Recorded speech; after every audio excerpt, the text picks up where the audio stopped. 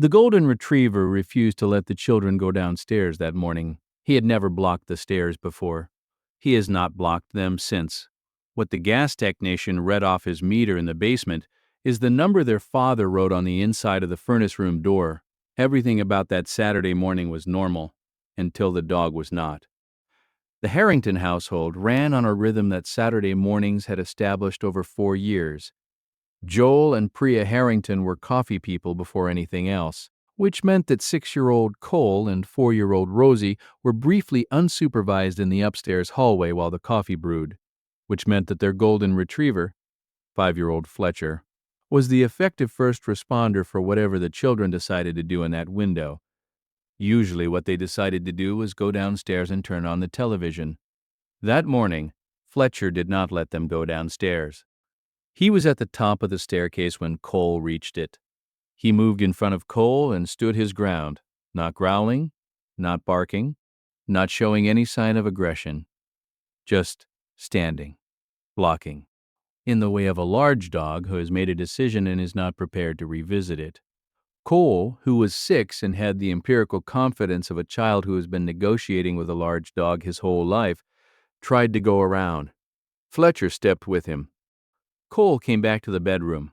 He said, "Dad, Fletcher won't let us go downstairs."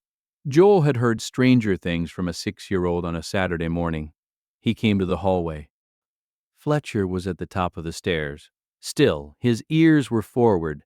His nose was working fast in the direction of the staircase, down toward the first floor, toward the basement below it. Joel watched him for 4 seconds. Fletcher turned to look at Joel.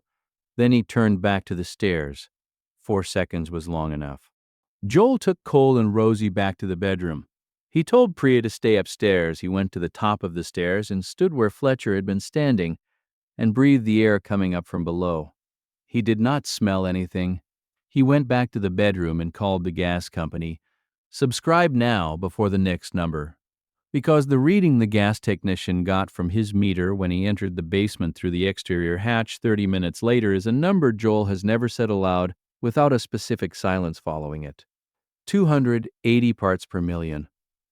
Carbon monoxide. From a cracked heat exchanger in the furnace that had been venting combustion gases into the air supply since before anyone in the house woke up. The basement level was reading 280 ppm. The first floor, where Cole and Rosie would have been watching television, was at 190 ppm and climbing. The second floor, where the family had remained because a dog would not let 2 children go downstairs, was at 40 ppm. The technician, Aurelio Marcos, 18 years with the gas company, told Joel, at 190 on the first floor with 2 children and standard Saturday morning activity, running around, elevated respiration, you would have had symptomatic presentations within 45 minutes to an hour. Headache, nausea, confusion. In children, the threshold is lower. The timeline is faster. He looked at Fletcher, who was in the driveway. He said, "Does your dog usually block the stairs?" Joel said, "He has never done it before today."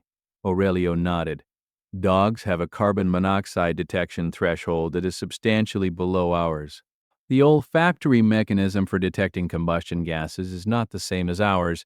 Theirs is more sensitive to the trace compounds associated with CO at subalarm concentrations. Your alarm is set to trigger at 70 ppm.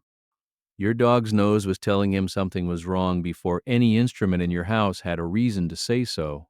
Has a pet ever blocked you or your children from going somewhere? A room? A floor? An area? Without an obvious reason?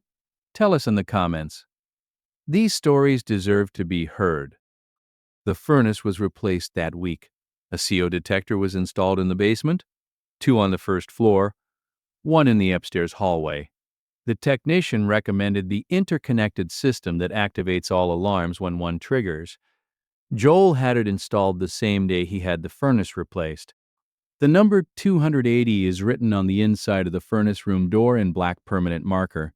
Joel wrote it there so the next technician would know what this furnace had done. He also wrote, "The dog knew first." If you stay for stories about what animals sense before we do, you're in the right place. Subscribe so you don't miss the next one. Fletcher was back at the top of the stairs by that afternoon, but going down them freely because what he had been smelling coming up from the basement was gone. Cole and Rosie watched their Saturday morning television. Fletcher lay at the bottom of the stairs and did not block anything. Every guardian deserves to be recognized, even the ones who never asked for anything in return. If stories like this matter to you, subscribe so you never miss the next one. Priya looked at him from the kitchen doorway and thought, he stood there. He stood at the top of the stairs at 6 in the morning and would not let two children go down into a house that was filling with something invisible, and decided, without any instrument or any training or any instruction from anyone, that this was the correct place to stand. She thought about what Saturday mornings in this house looked like. Coffee, children, stairs, television, the normal sequence that was 4 seconds away from being a different morning entirely. Fletcher opened one eye, registered her presence, and closed it again. Next, the border collie who began herding the toddler away from one specific window every single evening at dusk. For 5 days,